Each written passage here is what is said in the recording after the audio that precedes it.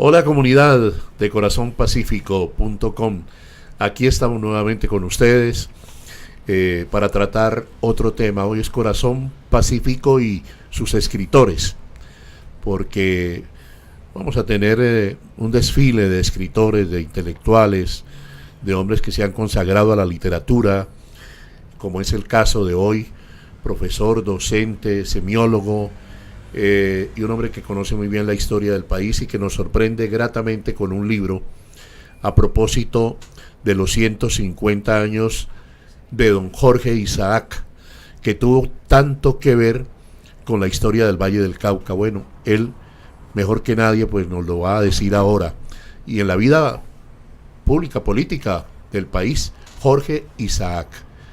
Esta investigación, si me permite, profesor Fabio Martínez, decirla así, La búsqueda del paraíso, dice, subtitula Una biografía de Jorge Isaac. Pues muy bien, ese es el tema, corazonpacífico.com y sus escritores. Profesor, docente, querido, muchas gracias por haber venido, le agradecemos inmensamente que esté aquí entre nosotros.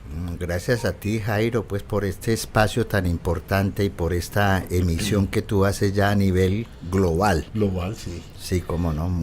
Ya los 7.000 millones de seres de este mundo terráqueo estamos metidos en este cuento de lo digital. Claro, por supuesto, y es muy bueno porque gracias a las tecnologías virtuales y al buen uso de las tecnologías virtuales es que podemos establecer más vasos comunicantes con la gente, con nuestra gente aquí en el Pacífico colombiano, con el país y con el mundo, ¿no? Sí, cierto. Sí.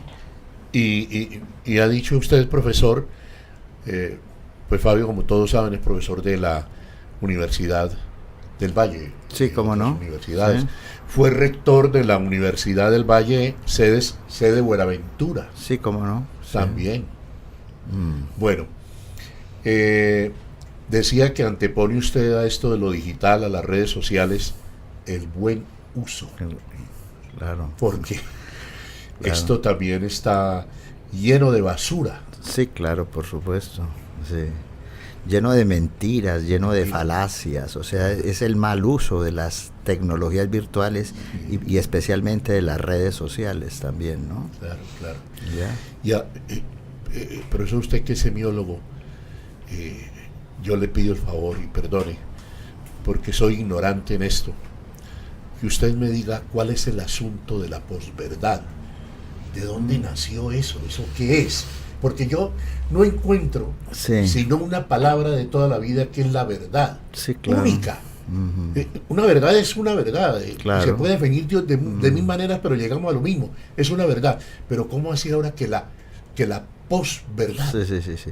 Pues mira, generalmente este tipo de conceptos a veces surgen en los medios académicos, en los curiosamente. ¿Pero cómo así? Sí.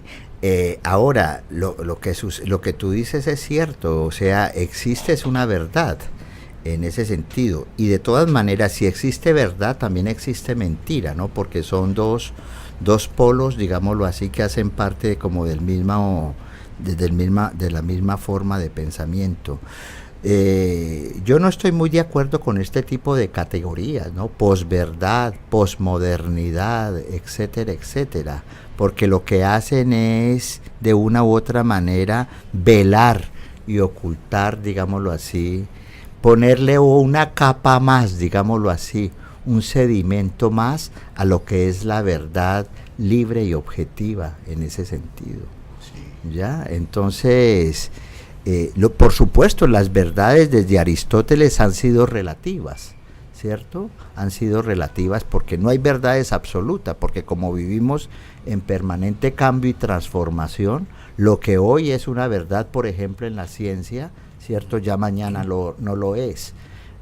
Pero tampoco para llegar a endilgar Sí. a la verdad una posverdad. Sí, una posverdad, porque sería una manera de desconfiar, digámoslo así, de la verdad en de ese las verdades. sentido. Porque si hay ¿Ya? unas que son absolutas. Claro. Ah, no, pues Hay sí, unas. hay una serie de verdades absolutas que son principios, ¿no? Que me parece que es Sí. importante y La- que hoy en día se encuentran en crisis, por ejemplo. La ética es una verdad. Claro, la ética es un principio fundamental, ¿no? Los Ajá. derechos y los deberes, porque Sí. hemos reivindicado mucho, hemos hecho mucho énfasis últimamente en los derechos y eso está bien, pero nos falta también el tema de los deberes, ¿no? En ese sentido, o sea, ¿cuál es la responsabilidad que nosotros tenemos ante el mundo, ¿no? Ante nuestro entorno, como seres humanos y como ciudadanos?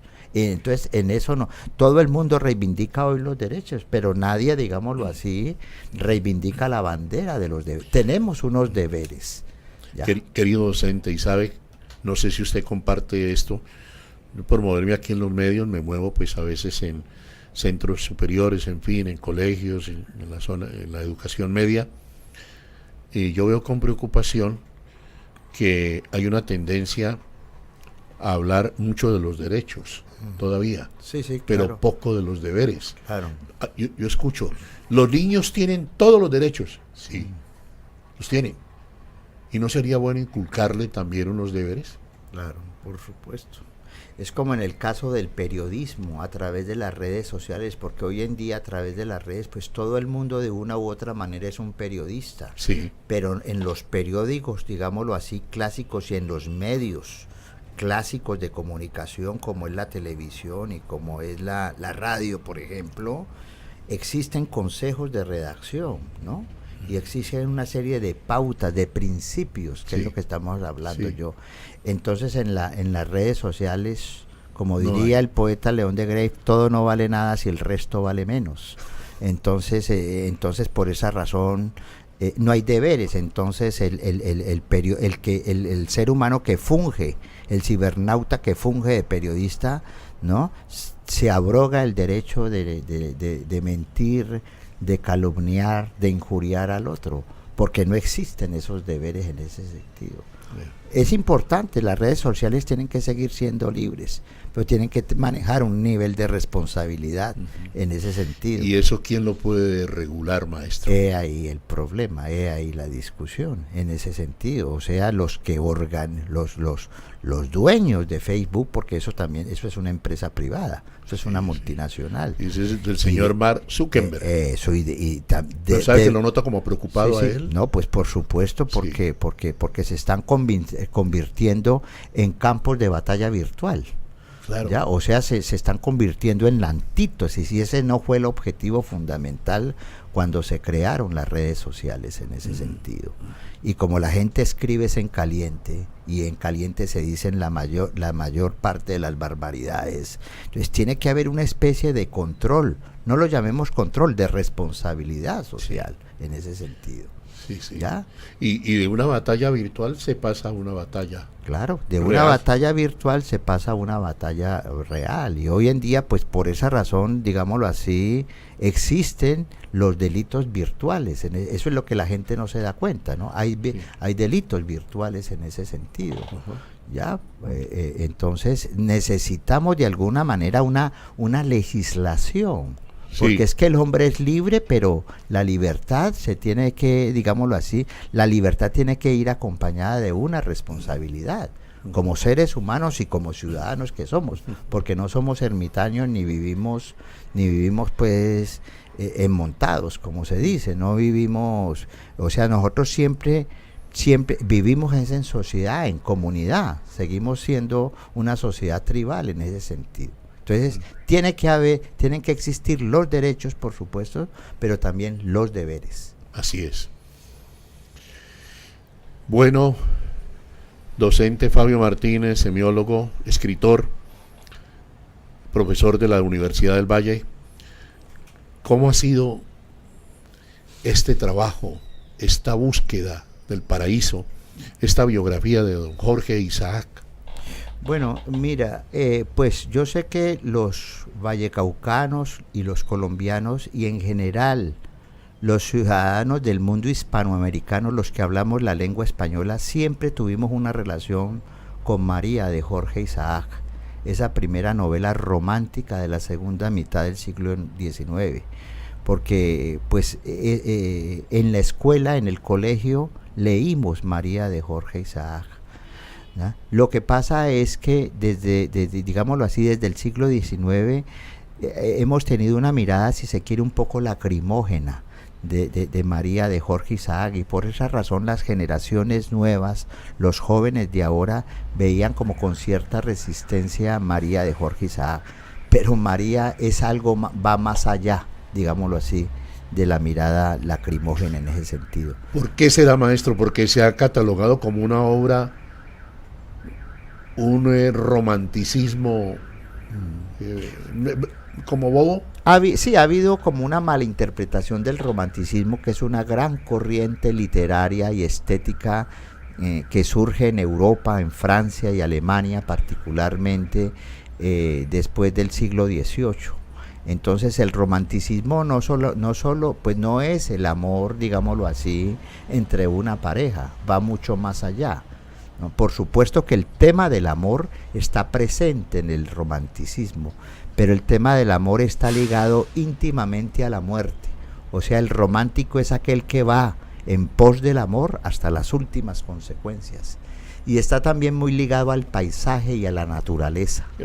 ¿Entiendes? Entonces justamente esta novela, María de Jorge Isaac, representa eso. No solamente no solo es el amor entre Efraín y María, sino que es el amor y la tragedia, el amor y la muerte, que esas son como dos digamos así, dos polos que atraviesan toda la condición humana, ¿ya? Georges Bataille, un gran intelectual francés, decía que entre un ser humano y otro hay un gran abismo, y que lo único que los une es el amor y la muerte, sí. O sea, el eros, sí, y el tánatos. Sí. Y el romanticismo está atravesado, digámoslo así, por esa premisa de la condición humana. Y por esa razón María de Jorge Isaac es la novela romántica más importante del mundo hispanoamericano. Podemos, guardando las distancias, podemos decir que si 100 años de soledad fue la novela más importante escrita en lengua castellana en el siglo XX, María de Jorge Isaac fue la novela hispanoamericana escrita en lengua española más importante de la segunda mitad del siglo XIX. Muy bien explicado, maestro. Maestro, yo le quiero preguntar acerca de algunas, digamos, mitologías que hay alrededor de la vida de Jorge Isaac. Por supuesto, no nos queremos ir de ninguna manera de una investigación profunda, rigurosa que usted ha hecho para presentar este libro. Está bien aquí, por favor, en la toma. La búsqueda del paraíso, de Fabio Martínez. Perfecto. Entonces aquí ustedes lo ven. Le quiero preguntar si es verdad que a mitad del siglo XVIII, en plena vida de Jorge Isaac, nosotros, los vallecaucanos, los caleños, lo expulsamos a él de aquí, de la ciudad. Mira, eso fue en la segunda mitad del siglo XIX, ¿no? 19. Sí, 19. O sea, Isaac nace en el 37. ¿Cuál es la situación? Isaac era un hijo de hacendado, un hacendado. Era hijo de George Henry Isaacs, un judío de origen sefardí que vino desde Jamaica en busca del oro, en busca del dorado, y se instaló justamente en las minas de Certegué Novita en el Chocó, ¿no? Y allí conoció a una dama de la aristocracia vallecaucana, doña Manuelita Ferrer Escarpeta. Fue Manuelita Ferrer Escarpeta quien lo trajo a vivir aquí al paisaje del Valle del Cauca, particularmente a Cali y a Palmira. Su padre era de origen conservador, como todos los hacendados de la época, los Cabal, los Mayarino, los Carvajal, los Lloreda, los Palao, los Caicedo, etcétera, etcétera, ¿ya? Estamos exactamente en el año de 1860 y 60-64. Jorge Isaac entra como representante a la Cámara del país, ¿no? Como miembro del Partido Conservador. Pero cuando tiene una relación, digámoslo así, con los políticos en la capital, en Santa Fe de Bogotá, ¿no? Se produce un cambio de tipo político, se pasa del Partido Conservador, renunciando un poco a la tradición conservadora de su región, y opta por las banderas del liberalismo y del liberalismo radical. Esa situación hace que se empiezan a crear una serie, digámoslo así, de malentendidos con la figura de Jorge Isaac, sobre todo cuando ya se vuelve un escritor en ese sentido. Y eso es lo que no le perdona la sociedad caleña a Jorge Isaac. O sea, desde ese comienzo hay un proceso como de intolerancia, ¿no? Porque no lo aceptan con sus diferencias políticas. Entonces los hacendados vallecaucanos y las élites políticas del Gran Cauca, porque esto en esa época se llamaba Estado Soberano del Cauca, no le perdonan ese cambio del Partido Conservador al Partido Liberal, ¿cierto? Y además al Partido Liberal Radical en ese sentido. Entonces de ahí viene, y por esa razón a él no le perdonan eso, ni tampoco le perdonan la publicación de María, que al día siguiente de su publicación, en el año de 1867, se constituye en el bestseller más importante publicado de España hasta Argentina, ¿no?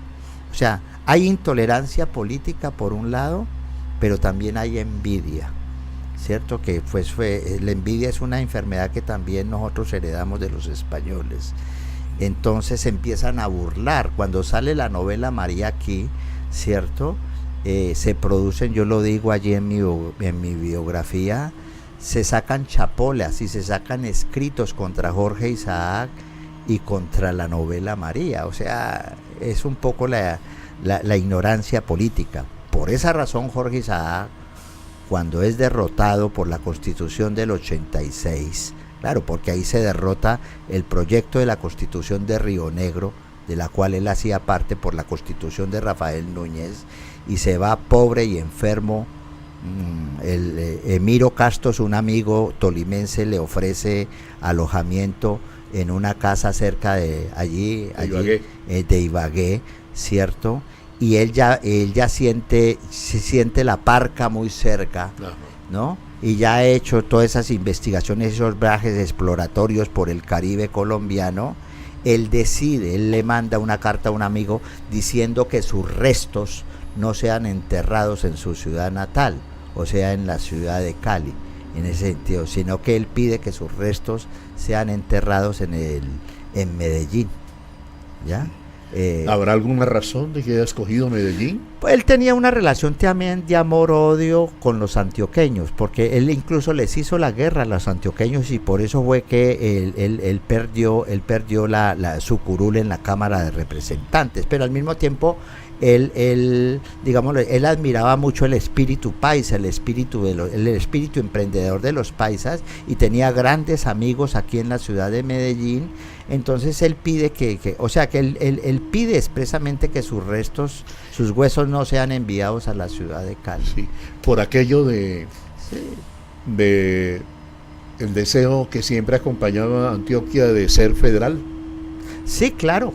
Él escribe un libro muy importante que incluso la Universidad del Valle, en colaboración con la Universidad Externado de Colombia, entre su obra prolífica hay un libro muy importante que se llama La Revolución Radical en Antioquia, ¿cierto? Porque, Isaac era profundamente federal, era un hombre que siempre luchó por un país regional unido. O sea, él estaba en contra del proyecto de los conservadores de crear un país centralista, que fue finalmente la idea que surgió, que triunfó en el año de 1886 y que se mantuvo hasta 1991.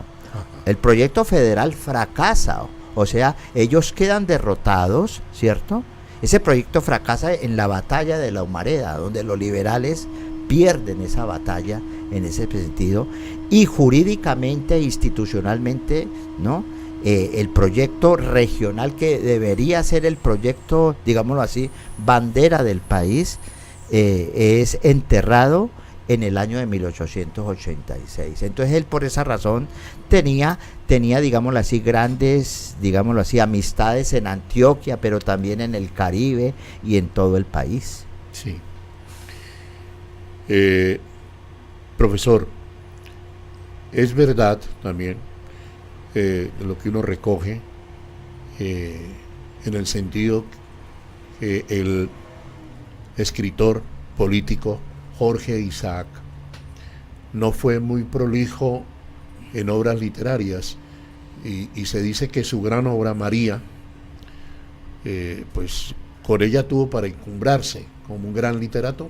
Sí, claro, hay escritores que son muy prolíficos, Verbigracia García Márquez, Vargas Llosa. En cambio, Jorge Isaac pertenece como a esa raza de escritores que con una sola obra pasan a la historia, ¿no? Como es el caso también de Juan Rulfo, que justamente en este año estamos cumpliendo 100 años de su nacimiento. O sea, Jorge Isaac no necesitó de más, porque con esta obra, imagínese, 150 años de la imagínate, Jairo, 150 años después de la publicación de María, estamos aquí sentados en Corazón Pacífico hablando de Jorge Isaac.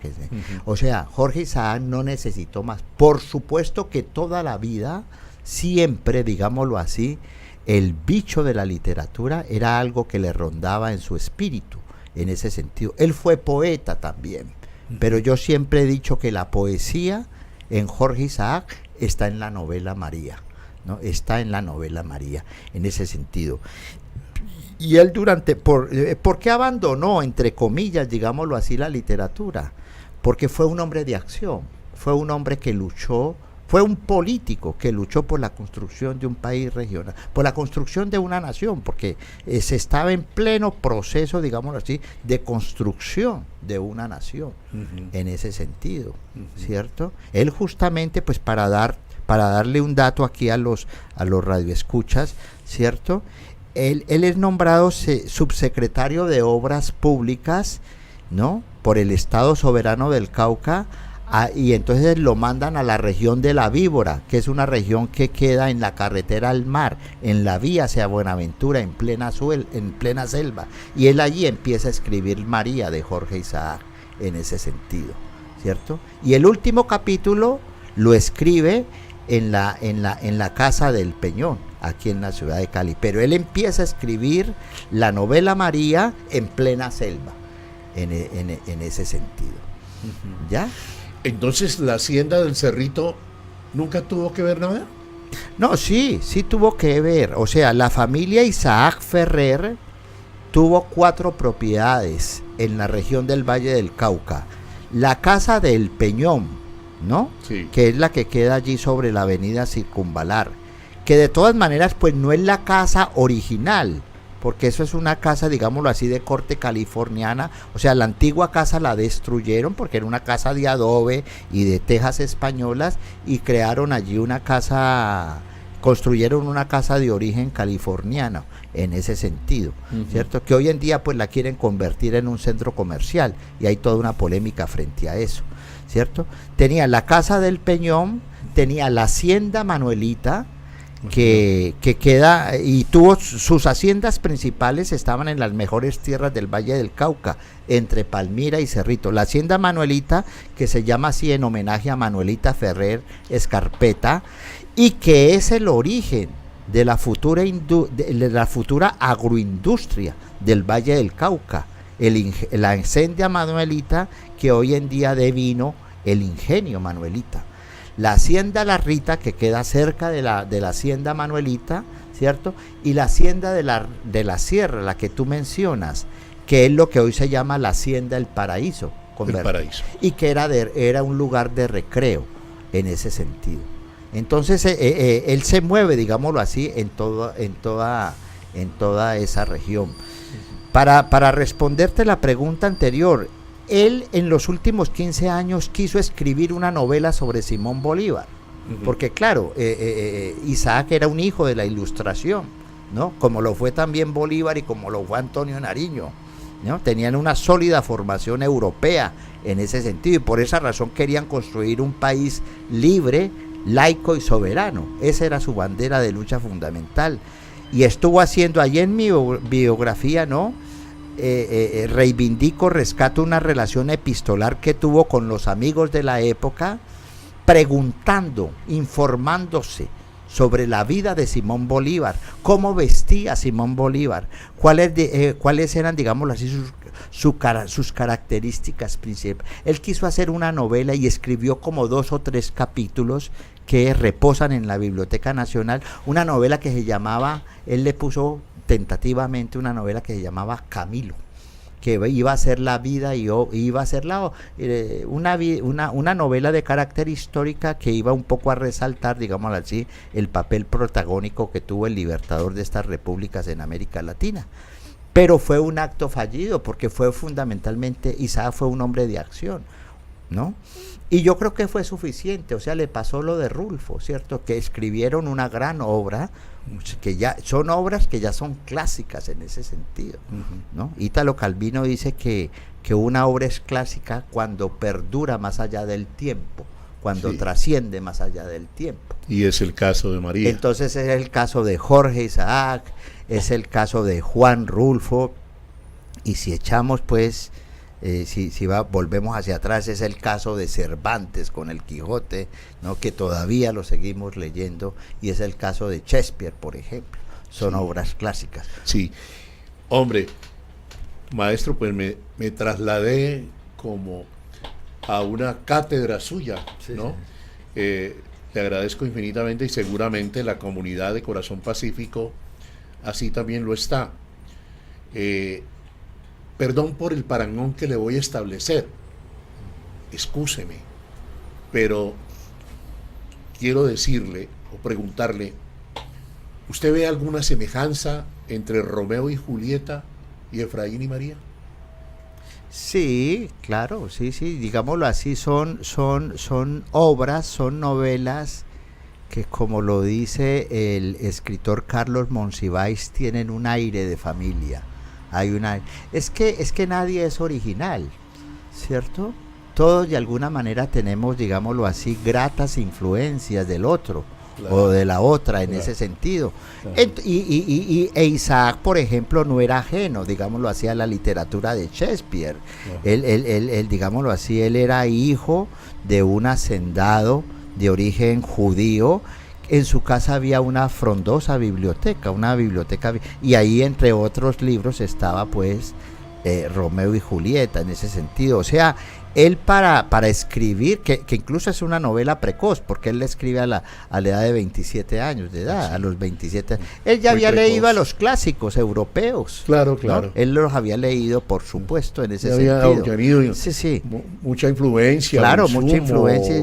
Lo que pasa es que él lo que hace es, digámoslo así, inscribir, ¿no?, toda esa temática tan interesante del romanticismo, ¿cierto? Digámoslo así, en el paisaje tropical del Valle del Cauca y en el paisaje tropical de América Latina, ¿no?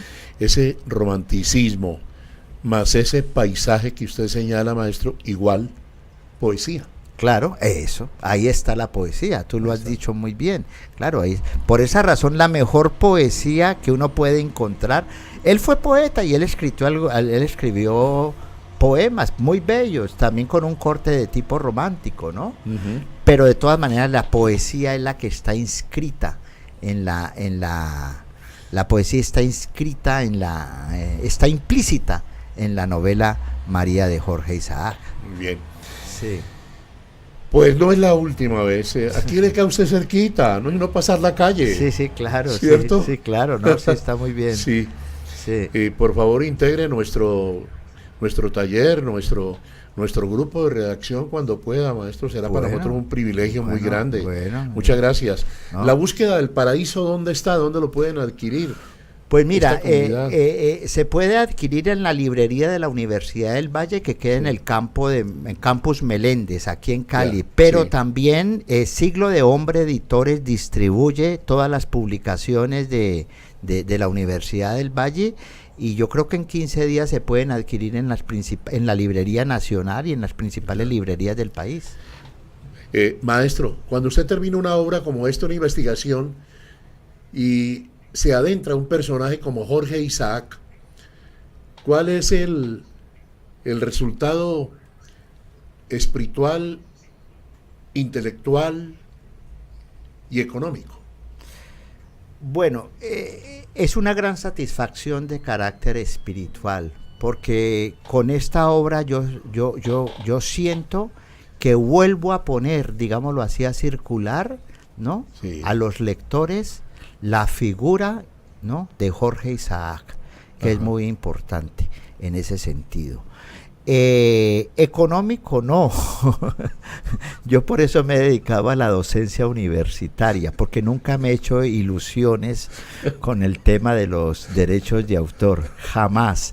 De hecho, a mí me pasa lo que le sucedió a Jorge Isaac, que esa obra fue editada en España, en México, en Argentina, en Cuba, etcétera, y él a lo largo de su vida solamente recibió 200 devaluados pesos colombianos de la época, y además fue pirateada. No. Esta obra ¿Cómo así? fue pirateada. ¿Esa época también Desde esa había época habían ¿pirateaban? piratas, claro. Entonces fue pirateada, no, porque si no hubiera sido pirateada y realmente a él digámoslo así, los editores y los libreros le hubieran pagado sus derechos de autor, no hubiera terminado pobre y enfermo en Ibagué. Es que salen tantas cosas. Profesor Fabio Martínez, docente, semiólogo, perdón por esta pregunta también. Esta obra María, que usted ha dicho, es una historia perenne, una historia, un libro para la historia, que está aquí latente a pesar de, o a pesar no, perdón, pues digamos, 150 años. Esta sola obra, y usted conociendo muy bien lo que es el conjunto de personas que deciden en Oslo un premio Nobel de literatura, ¿hubiese sido para ello? Claro, porque es una obra clásica, es una obra, o sea, es una obra que se mantiene a lo largo del tiempo en ese sentido. Ajá. Sino que pues en esa época, los lectores lo saben, todavía no se había, digámoslo así, creado sí, no se el había premio creado, Nobel, sí, pero es una obra, o sea, en Colombia y en América Latina se produce mucha literatura. Nosotros tenemos una gran riqueza en ese sentido, porque somos hijos del Quijote, somos hijos de Cervantes, y somos hijos de las crónicas literarias del siglo XVI, escritas pues por los conquistadores ilustres, porque también hubo conquistadores analfabetos, Verbigracia, Sebastián de Belalcázar, ¿cierto? O ilustres como Jiménez de Quesada, el adelantado. Nosotros venimos, García Márquez decía que el siglo XVI era la gran cantera de la literatura colombiana y latinoamericana, ¿cierto? Entonces, hay mucha obra literaria y se escribe permanentemente mucha novela, mucho cuento, pero solamente hay unas pocas, digámoslo así, obras, digámoslo así, que pasan, ¿no?, por el tamiz del tiempo, que es el mejor crítico literario. Y María de Jorge Isaac es eso. Vale más que cualquier Claro, premio. nosotros podemos hablar de 100, 200 narradores colombianos y de 1000 narradores latinoamericanos, pero yo creo que las obras clásicas de la literatura latinoamericana se pueden contar solamente en los dedos de la mano, y allí se encuentra María de Jorge Isaac. La búsqueda del paraíso, una biografía de Jorge Isaac, charla hoy con el docente Fabio Martínez de la Universidad del Valle. Muchísimas gracias. Gracias a ti, Jairo, por este espacio tan importante que me has brindado. No, muchas gracias por esta amena charla, enriquecedora desde todo punto de vista. Estas son este es el alimento para el espíritu, para el alma, y esta es la mejor pedagogía que podemos hacer de nuestra historia, de nuestro país, de nuestra comarca vallecaucana. Claro. Es lo mejor que podemos hacer. No ocuparnos de otras cosas por ahí que no. Okay. Muchas gracias. Comunidad de Corazón Pacífico, en un instante regresamos con otro tema.